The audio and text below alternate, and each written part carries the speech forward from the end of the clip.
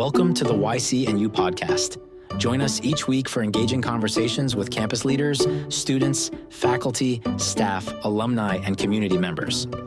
From academics to athletics, campus life, and beyond, we cover it all. Have someone you want to hear from? Let us know. Let's explore the world of Yavapai College together. Hello, everyone, and welcome to the YCNU podcast. I'm Cadu Medina, your host for today's episode, and I'm here with Dr. Marylou Mercado.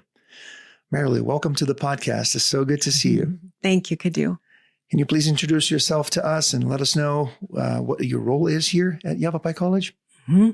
My name is Marylou. I'm the Vice President of Workforce Development and Health Sciences, and I love what I do here at the college.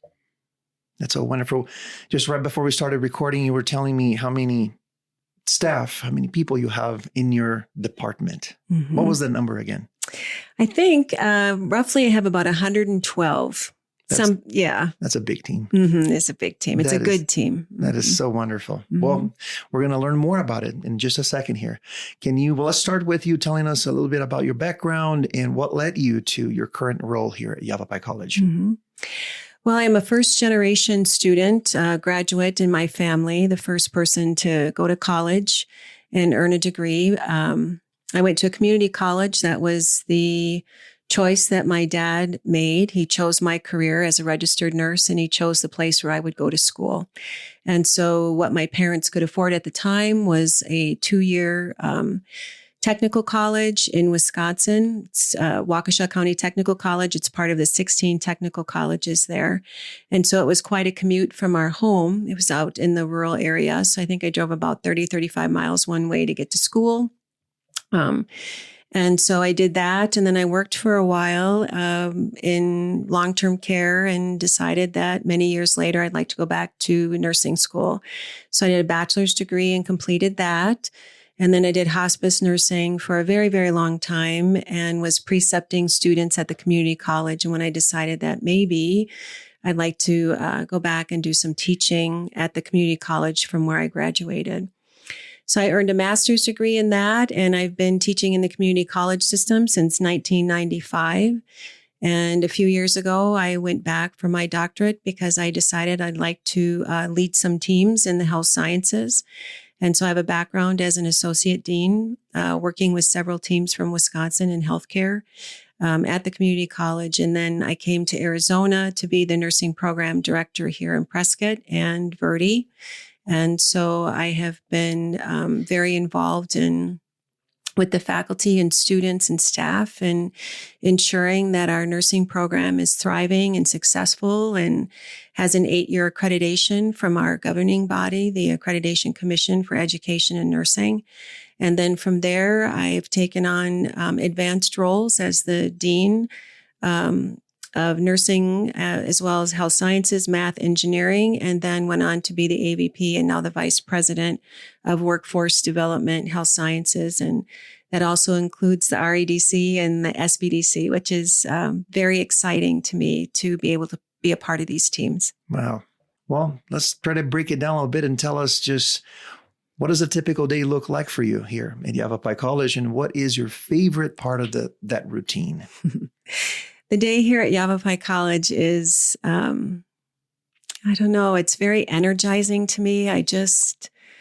I love everything about the college, the students, the people, the communities in which it sits, all of our centers and campuses. And so coming to work, I just feel so very fully alive and energized that I get to be here and get to be a part of this great community and the mission and the vision that the college president and the ELT have for the students. And I check in the morning with the president to see if she needs anything of me specifically, and then my teammates.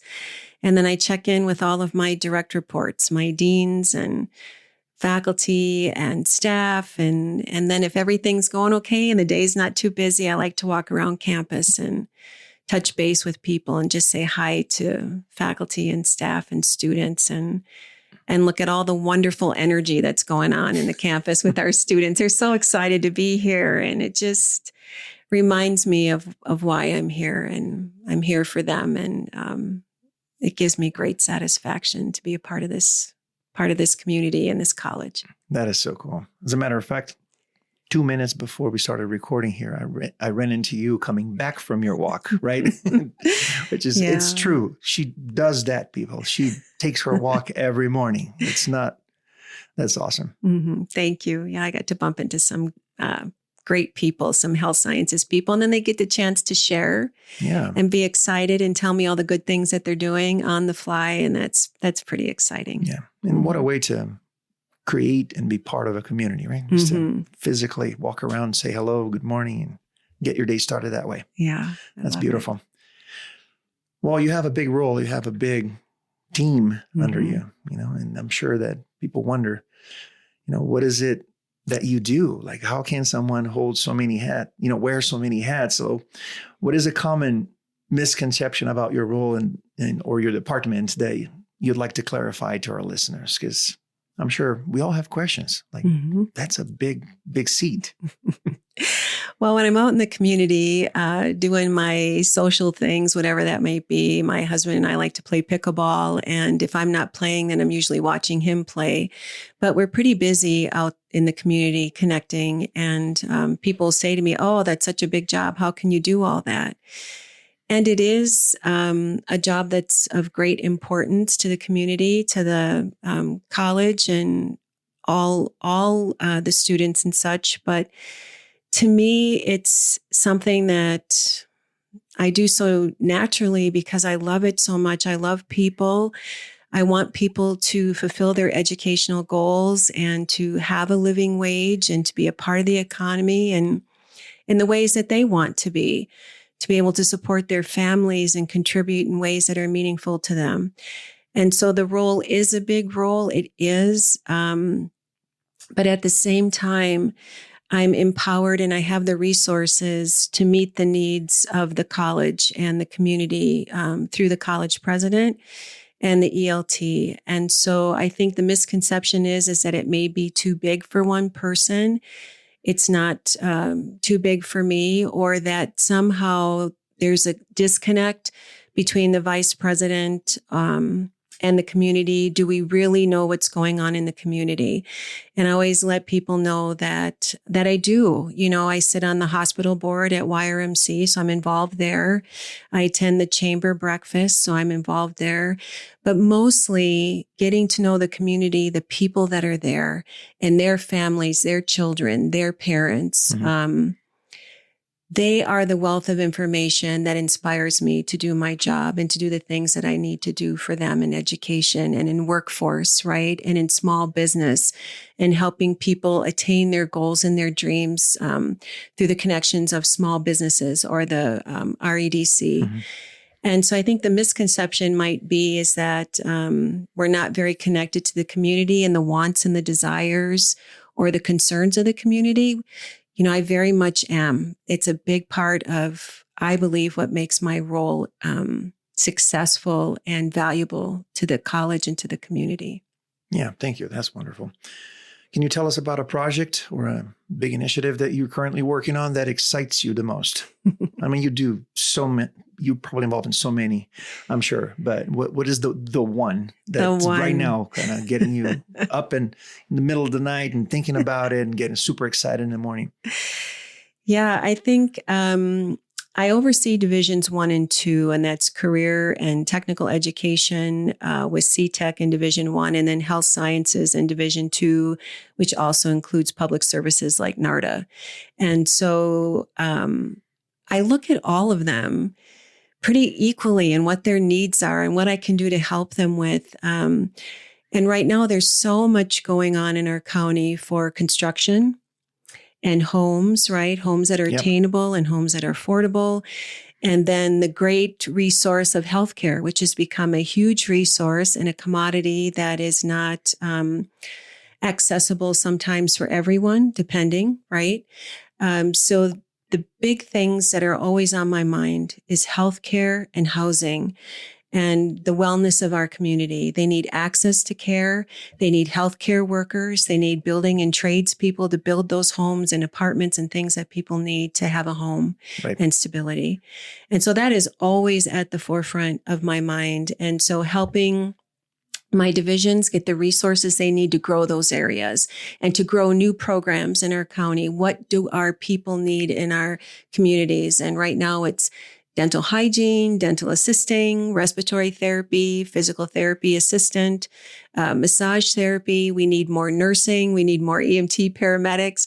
So my teams are always looking at my two deans, my one dean and my ABP are always looking at how can we be much more creative in meeting the demand and meeting the needs of employers. And so we're always forward thinking, how can we help and be a part of meeting workforce needs in real time or in quicker time? So that's what brings me to work every day and keeps me up sometimes at night figuring, but how can we do this differently or better or quicker or something like that? Yeah. So.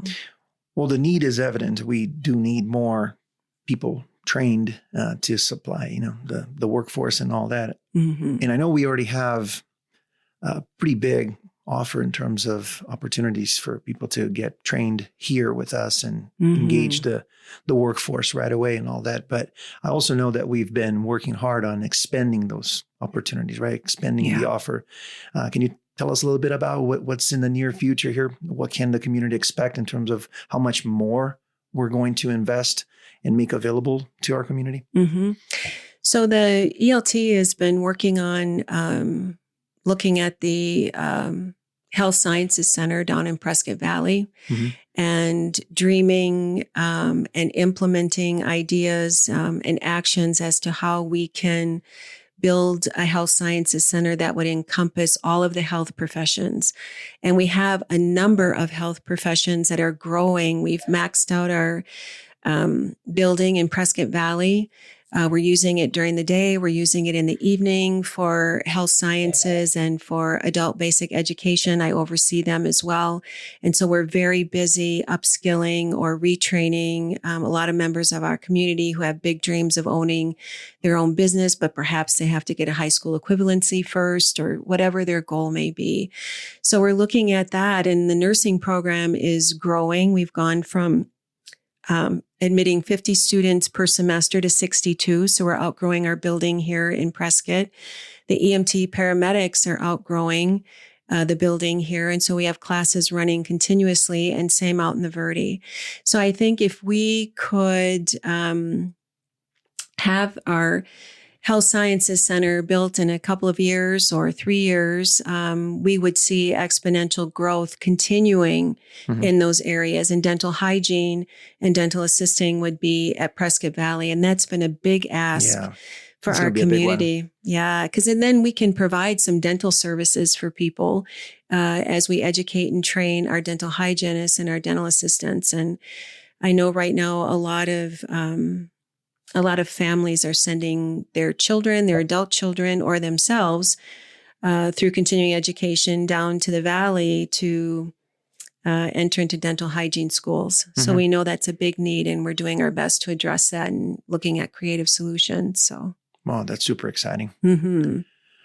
Well, what initiatives or programs here at the college do you think are underappreciated but deserve more attention?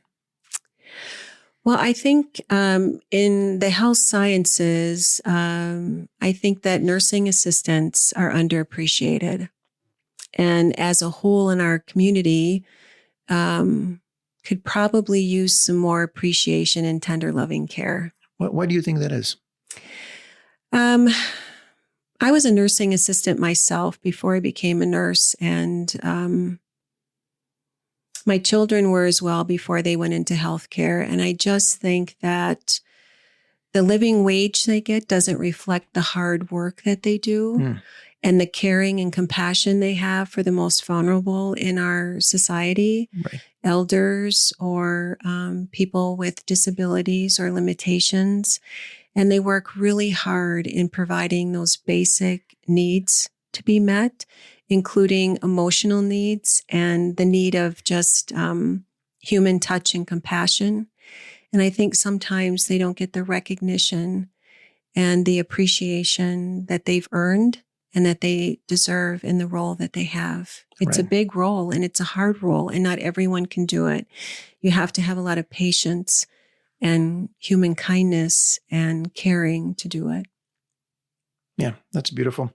I think after COVID, we all learned a little bit more about the healthcare community, all the staff, and learned how to appreciate them a little bit more. You know, I think that there's more that we need to know about how far that extends to. It's not just your immediate nurses or doctors. We're talking about the medical assistants and all the staff that kind of might go under the radar there because they're just right underneath that layer, right? Right. Very, very important. Thank you for sharing that. What is something about Yavapai College that you believe more people should know or appreciate? Oh, I just think that in all my years of higher education since 1995, that Yavapai College truly is a diamond that people may not know about or know fully about. Community colleges, they're amazing. I mean, I've been to four-year colleges myself to complete my degrees and so forth. But I've always taught at a community college since 1995 because the staff and faculty are people of excellence with advanced degrees and life experiences like no other. The value of the education you receive is incredible compared to universities or private colleges. The services that are provided to students, I've never seen anything like Yavapai College, where there's scholarships and emergency funds and resources available to students, and our student services and advising and financial aid will do everything humanly possible to help a student that's in need of finances to get through school. I've honestly have never seen anything like it. It is one of the most beautiful things about the college, that we really care about the students. And I mean, if students are living in poverty, and many of them are, they can't get out of it unless we help them, not only through attaining their educational goals, through completing their classes and their programs and certificates, but they also need resources. They need dollars to help them with housing and food insecurity or travel insecurity. And this college does that. And I've never seen any other college do it the way Yavapai College does it. It's really a beautiful thing. Do you think there's a misconception in the community in general about Yavapai College and what we do, and in community colleges in general?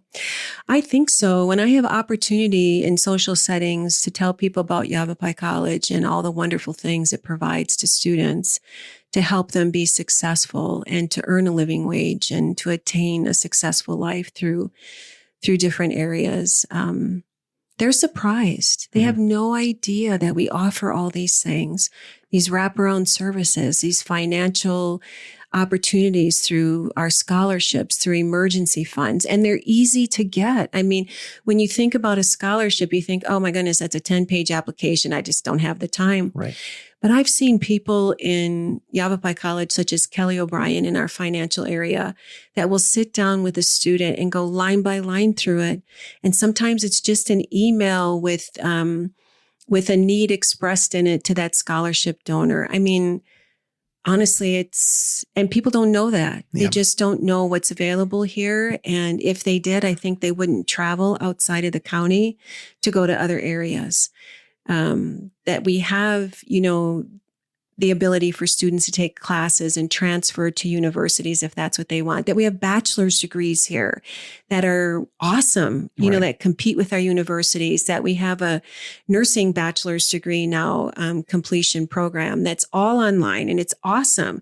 And that now we have the ROTC here. And that's all pretty cool things. I mean, I think if they'd come and visit or take a tour, they'd see some of the most wonderful things happening here at Yavapai College. Yeah, absolutely. Well, just recently we went through a variety of graduation ceremonies, right? And you spoke at some of them. I remember one specifically, I think it was the EMT graduation, that you had a really beautiful story that you shared with us. And do you mind sharing with us that student success story that inspired you, that felt you feel so good and got everybody with teared eyes? Thank you, Cadu. Well, I love EMTs and paramedics. They have a special place in my heart because my dad died in the year 2000 at the age of 68. But we lived in Wisconsin at the time, and the winters were always pretty harsh, and he had heart disease. And always in the middle of the night, he suffered with chest pain of some type. And he's Puerto Rican, born and raised in Puerto Rico. And so sometimes he would forget English and would be speaking Spanish to me over the phone that he was in an emergent need. And I would be so scared as we would wait for the EMTs and the paramedics to arrive at his little apartment. And I knew that hope was coming in the form of an ambulance with an EMT and a paramedic in it, and waiting for them, knowing that they would be able to take good care of my dad when they arrived, and be so kind and generous to him, and understand that maybe he wasn't speaking English at the time, right, because of fear. But they provided such great care for him that his life was extended a couple of years beyond that. And I had some more time with him. And I just never forgot it, waiting outside in the cold in the early morning hours for them to arrive and watching for them. And now I get to be a part of their education and their program, and I get to see them in action and all the wonderful things they do. And even though that was 24 years ago, it just feels like yesterday. Right. And so the community is very blessed and very fortunate to have an EMT paramedic program here at Yavapai College. And we have awesome people managing it. Alex Lewis is a fire captain for Cottonwood, and he's a paramedic, and he's well qualified, working on a master's degree. He's just an awesome guy, and he's doing a great job in our EMT paramedic program. And I'm so proud of him. And he was someone that I bumped into today on my walk, and he was so excited to tell me all the wonderful things that they're working on in their program. That's wonderful. Well, thanks for sharing that story. I can tell that this is one fire that fuels your energy and your why in what you do here for us. Yeah. Thank you so much. Well, I have a few rapid fire questions for you. Speaking of fire, we're close to completing here this podcast, and I'd love for you to kind of answer some more questions for us. Sure. Are you ready? Okay. What is a new skill or area of knowledge you have been exploring lately? And how does it relate to your work here at the college? Well, I am learning so much about the REDC and the SBDC, and my team is helping me to learn more. But Can you help us spell out what that REDC is in case the audience doesn't know what that is? That is the Regional Economic Development Center. Thank you, Cadu. It's a mouthful when you spell that out. Yeah, it is. And the Small Business Development Center, too. And they're awesome people. And the SBDC is pretty cool. They help our small businesses in the county. And one business that's pretty popular, I understand, locally in Prescott is the Bear and Dragon. And so the SBDC was very helpful and instrumental in helping them start their business. So we're very proud of that. So I'm learning a lot about that. But one thing we are starting to do, and my team and I are learning about it, Vince Redgrave and Karen Jones, is the entrepreneur certificates through the REDC and the SBDC. So we're working on that for people who want to start a business or dream a dream or an idea and put it into action. And how can we help them with that entrepreneur opportunity and knowledge that they need? They might want it very quickly with a quick turnaround. Can we provide that for them? And I believe that we can. What are some of the strategies or things that they'll need to be successful? So we're working on developing that project right now. And it's pretty exciting because we have people that have second language skills that would like to open up businesses. And so we have Lisa Ragosa, who is fluent in Spanish herself. And so she's going to be helping us with that as well. So when we roll that all out, we'll be making some announcements about that too. Wonderful. Yeah, it's exciting. I'm hoping to get Vince on the podcast sometime really soon. Maybe this is one thing that we need to talk about, huh? Yeah, I would. When I have him to give us some updates on that, because that's very exciting. That's exciting. Okay, well, if you could go back and give advice to yourself on your first day here at Yavapai College, what would it be? And why? Advice to myself. Well, on the way here, driving from Wisconsin to Arizona, I've only lived in Wisconsin all my life. And so the advice to myself that I gave was to flex and adapt to the culture of Arizona. It's a beautiful state. Yavapai County is an awesome county. And to embrace the culture and to be able to be a part of the culture in a positive way and not one that's antagonistic. So I started out wanting to know more about the nursing program and the culture and the rhythms of that on this side of the mountain and then over on Verde. And so when I got here, those were the pieces of advice that I was giving myself. And I think I came in with a lot of goals and desires to do the right thing. And maybe I could have slowed down a little bit because I might have overwhelmed some of my faculty members in Verde and Prescott. But at the same time, I'm glad we moved quickly because of the pandemic. Right. And so we had that whole year of putting the program online. And so in hindsight, the rapid movement I had with my team was a good thing for the community and for the students.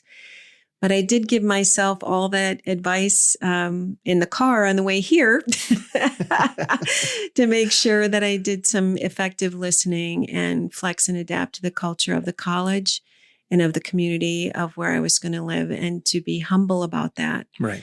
And not to think that I was going to change the world, but I needed to be a part of all the things and not just think that what I had to offer was the only way to do something. Right. But to listen to my team and to listen to the students and to be the best for them. That's wonderful. It's a great advice. As a matter of fact, so many of us here in this area are transplant from somewhere else, right? Including me. Yes. And it's a very good piece of advice. If you could invite any historical figure to speak at a community event here, who would it be and what would they talk about? Historical figures? Yeah.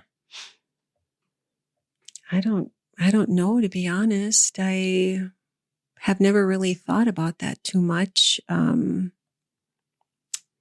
Anyone do you think that we could benefit from listening to right now that just might have that special word for us dealing with everything that we're dealing nowadays in this world, in our current busy, crazy, divided world? Yeah. Well, I'm a person of faith. I'll be real honest. I have been a person of faith since I was 16, and I believe in the Lord. I believe in the Holy Father and the Holy Spirit. And I just think that if I could bring a teacher here to teach us, it would be the Lord himself to share with us that the greatest thing is to love your neighbor and to be kind and to be approachable and to do the right thing. And so that's really what guides me in my day-to-day operations, is those principles of faith. The biggest summation of all things is to love your neighbor and to do all things loving and kind to them and toward them and for them and supporting them. And I think I would like to hear more of that, unconditional kindness, unconditional approachability, and love and service and servant leadership. I think all of that's really important today, everywhere we meet. It's not all about me. It's not all about my family. It's about others and how you can enrich their lives and build them up and encourage them to be what they want to be so that they can pursue happiness and freedom through education and their career goals too. So beautiful, beautiful. Well, we don't need a historical figure. We need you to talk more to us about that. We sure need a lot of that. Thank you, Marylou. Thank you. Okay, if you had a magic wand to grant every community college student one skill for their future, what would it be? One skill, communication. Yeah. How to communicate effectively, how to communicate with others without text messaging. The text messaging needs to be modified and curtailed in a way that is more of a social thing and not so much a work thing. I understand that a lot of our employees in today's workforce would prefer to text each other in offices right next to each other or wherever they're working rather than putting down the phone and communicating. Right. So do you think that's compromising our communication or our communication skills? Well, both, because you can abbreviate your communication skills in a text message and it doesn't really show emotion and it can be misread even if you send emojis, right, or stickers with your text message, right, it may not really have the intent you want. But if I can see you and read your body language and your facial expression, that tells me a whole lot more and how you're communicating with me, even if it's short, abbreviated sentences that you're communicating. Right. But if I can see you and see your intent, that just means so much more. Wonderful. Yeah. So emojis are not cutting it. No, not for me, it's not cutting it. No, they're nice. Yeah. All right. Last question here. If you could put a billboard anywhere on campus with anything on it, what would it be and why? A billboard on campus. Gosh, I don't know what that would be. What is that one thing? What one thing that you just like to put on a billboard right there outside so everyone could see it? Maybe to start their day off that way. I don't know. It would be something like take a walk and say hello. Yeah. Today's a new day. Be thankful and be friendly and be kind and encourage someone today. I think words of encouragement are so important because we're all going through something that we may not know about that's important to us, or that may be a struggle or something that we're challenged with. We don't know what that is when we look at people on the outside.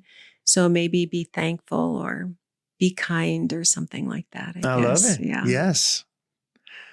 Well, Marylou, thank you so much. This is so enjoyable. I really enjoy talking to you. As always, you're so deep and full of positive energy.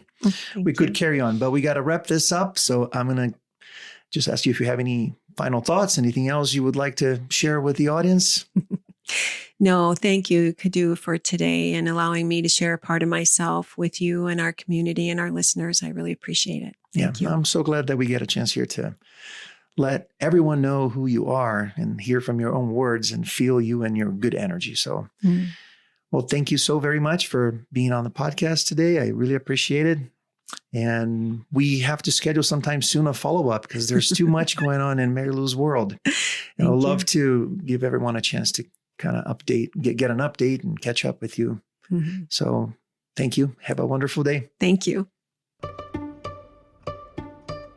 Thank you for tuning in to the YCNU podcast. We hope you enjoyed our conversation today. Don't forget to follow and subscribe wherever you get your podcasts so you never miss an episode. Got someone in mind for our next chat? Reach out and let us know. Until next time, keep exploring and we'll see you next week.